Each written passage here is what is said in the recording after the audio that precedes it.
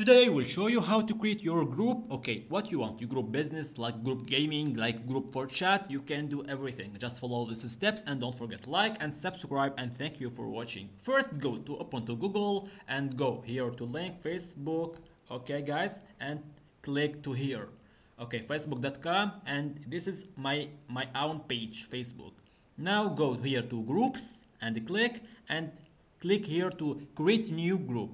Click, and here now we have, this is for creating a group. Okay, now if you want it to see it with the phone and or with your laptop, so now here we will create a group account like we'll like LEGUTO guide. Okay guys, like this, like LEGUTO group. Okay, I choose like LEGUTO group.